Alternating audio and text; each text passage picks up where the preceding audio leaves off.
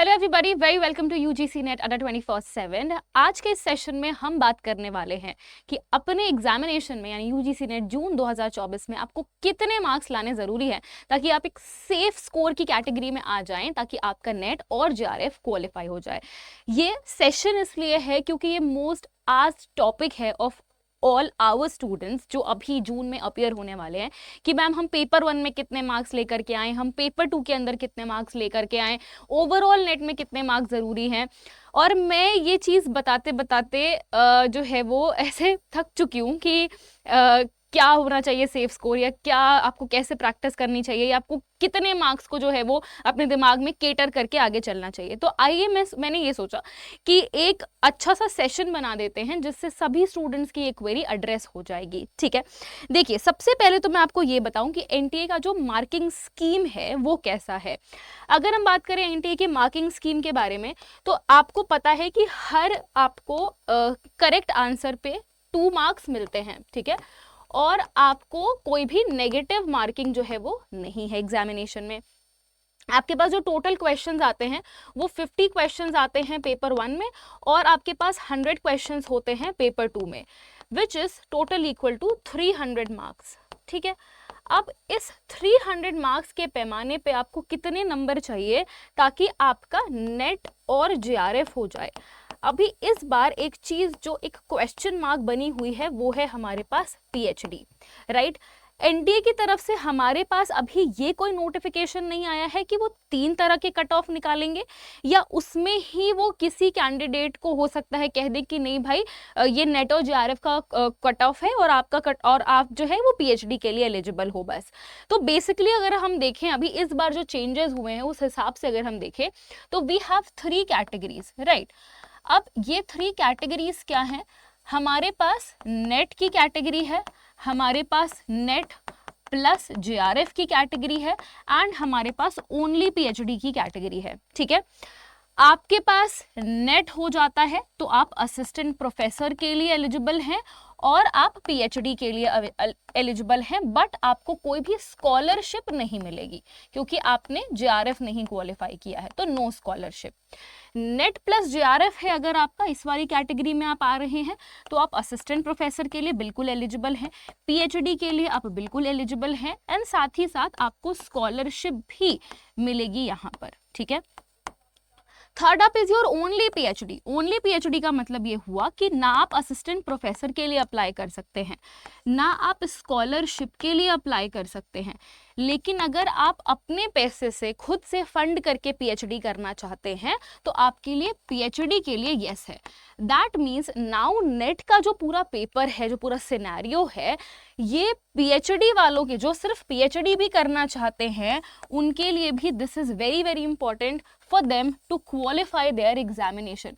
यानी उनके लिए इतना ज़रूरी हो गया है कि भाई अगर वो नेट और जेआरएफ नहीं भी करते हैं in case, still they need PhD, right. यानी कि उनको इस कट ऑफ रेंज में आना है कि वो एटलीस्ट पीएचडी के लिए एलिजिबल हो जाएं ताकि वो कॉलेजेस में जा करके अपना एडमिशन करवा सके।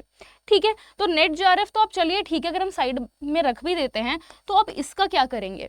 तो that means we will have maybe 3 cut offs, और किस तरह का रिजल्ट आएगा एनटीए की तरफ से, नाउ वी आर अभी श्योर नहीं है कि भाई 3 कट ऑफ आएंगे या वो किस तरह से रिजल्ट जारी करेंगे, किस बेसिस पे जारी करेंगे, क्योंकि फॉर्म फिलिंग के टाइम पे हमने ये चीज़ देखी है कि किसी किसी का फॉर्म फिलिंग में अपने आप ही एनटीए ने खुद ही ऑटो सिलेक्ट किया है कि आप पीएचडी के लिए अप्लाई कर सकते हैं या नहीं, आप नेट और जेआरएफ के लिए अप्लाई कर सकते हैं या नहीं। तो अब क्योंकि ये चीज़ें ऑटो सिलेक्ट हुई हैं जब आप फॉर्म भर रहे थे, तो दिस ऑटो सिलेक्शन, ठीक है, this auto selection actually dilemma बनाता है इस बात को लेकर के कि 3 कट ऑफ आएंगे या जो भी आएंगे, बट हम अभी अपने दिमाग में यही लेकर के चलते हैं because we are not aware of it कि हमारे पास ये तीनों कट ऑफ निकलेंगी। ठीक है, अब सेफ स्कोर क्या होना चाहिए, जो आज का मेन मुद्दा है कि हम सेफ स्कोर क्या लेकर के चले। सेफ स्कोर का मतलब क्या होता है? हम प्रीवियस ईयर्स के कट ऑफ ट्रेंड को एनालिसिस करते हैं। चलिए आइए देखते हैं। ये है आपका जून 2023 का subject wise category cut off. ठीक है, इकोनॉमिक्स से स्टार्ट करें। अगर हम जेआरएफ और असिस्टेंट प्रोफेसर के लिए देखें, यानी जेआरएफ भी हो गया, नेट भी हो गया, 188 कट ऑफ गई है 170, यानी एक डिफरेंस अगर हम देखेंगे तो आपको 10 से 12 नंबर का डिफरेंस देखने को मिल रहा है नेट और जेआरएफ के बीच के अंदर। ठीक है, हो सकता है पीएचडी वालों के लिए भी ये 10 से 12 के रेंज में लाई करे। यानी अगर हम यहाँ पर इकोनॉमिक्स सब्जेक्ट के लिए एक और ऐड कर देते हैं कट ऑफ, जो कि हम मान के चल रहे हैं कि आएगी आपकी पीएचडी के लिए, तो उस कट ऑफ को हम क्या रख सकते हैं, 170 में से आप 10 माइनस कर लीजिए, तो मे भी हो सकता है 160 से 162 जो है ये आपका रेंज रहे, 160 टू 162, या फिर हो सकता है 158 टू 160। ये आपके पीएचडी वालों के लिए कट ऑफ हो सकता है, क्योंकि 3 कट ऑफ आएगी, जेआरएफ की सबसे हाई, उसके बाद नेट की, और पीएचडी वालों की उससे लो। तो क्योंकि एक हमें डिफरेंस देखने को मिला है। ठीक है, चलो ये तो आपका इस साल का हो गया, जून का। दिसंबर का देख लेते हैं, जो सबसे लेटेस्ट है। इकोनॉमिक्स में अगर आप देखोगे तो असिस्टेंट प्रोफेसर के लिए 154 गया है कट ऑफ नंबर, और आपका जो असिस्टेंट प्रोफेसर है वो 180, सॉरी जेआरएफ और असिस्टेंट प्रोफेसर के लिए 180 गया है। यानी यहाँ पर अगर आप देखेंगे तो ऑलमोस्ट अराउंड आपको 30 मार्क्स का डिफरेंस देखने को मिल रहा है, मतलब अप्रोक्सीमेटली 30 का हम मान लेते हैं, 150 कर लेते हैं इसको। ठीक है, तो 30 मार्क्स का डिफरेंस आपको देखने को मिल रहा है, विच मीन्स हम यहाँ पर ये स्टैब्लिश कर सकते हैं कि अगर यहाँ पर पीएचडी की कट ऑफ होती तो शायद हम इसमें से 30 को और कम कर देते। ठीक है, मे भी हो सकता है 154 में से हम 30 और कम कर लेंगे, क्योंकि ये असिस्टेंट प्रोफेसर से भी कम की कट ऑफ जाएगी। ठीक है, तो हम अगर कर लें, माइनस कर लें, तो मे भी हो सकता है हमारे पास 120 कट ऑफ जाए आपकी पीएचडी के लिए। सिमिलरली हमने यहाँ पर जो देखा था इधर की तरफ, ये आपका क्या था,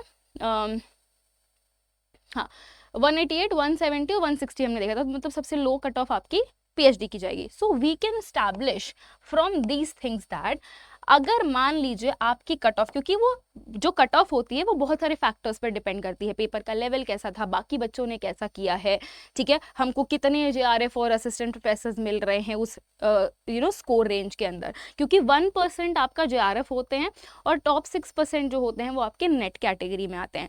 अब यहाँ पर एक और चीज़ जो हमको अभी नहीं पता है वो ये है कि भाई पीएचडी के लिए उन्होंने कितना परसेंटेज जो है वो डिसाइड कर रखा है कि हम इतना परसेंटेज तो पीएचडी वालों को देंगे ही देंगे, वो भी एक कट ऑफ का कैटेगरी बन सकता है।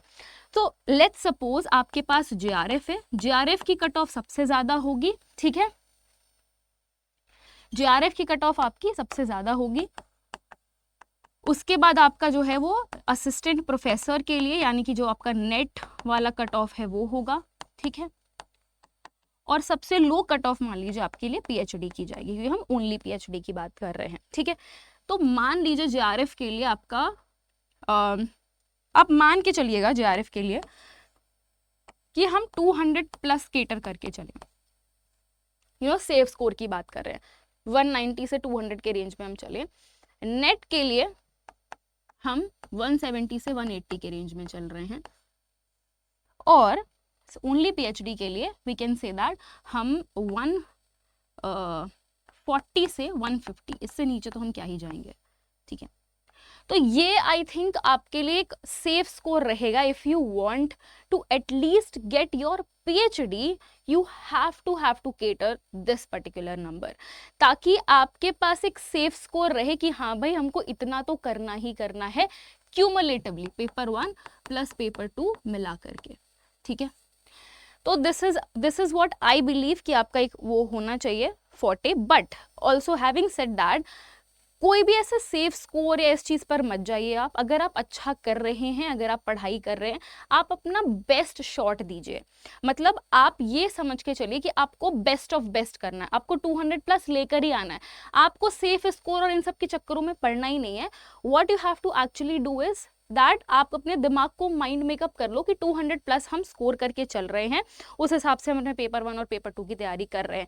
जब आप ज़्यादा की तैयारी करते हैं, एक्स्ट्रा की तैयारी करते हैं, तो अगर आपको कुछ मान लो एग्जाम में कुछ गड़बड़ भी हो जाती है, या हो सकता है आपका पेपर छूट गया है, कुछ भी ऐसा हो गया, तो आपके पास एक बफर होता है कि हाँ हमारे पास मार्क्स बफर है, हम कर सकते हैं इतना, तो इतना कुछ पैनिक वाले सिचुएशन क्रिएट नहीं होगी। You don't want that panic situation, right. तो आप अभी से अपनी प्रैक्टिस में जुड़ जाइए और जितना हो सके उतने मॉक टेस्ट, उतने PYQs, मतलब रिविजन जो है वो बिल्कुल तगड़े तरीके से आप शुरू कर दीजिए, टाइम नहीं है। Okay, so thank you so much everybody. अगर आपको ये सेशन अच्छा लगा, मैंने आपके नॉलेज में कुछ भी कंट्रीब्यूट किया, तो ज़रूर से लाइक करें सेशन को, चैनल को सब्सक्राइब करें एंड मिलेंगे आपसे फिर से अगले सेशन में। तब तक के लिए thank you so very much everybody, bye bye, take care.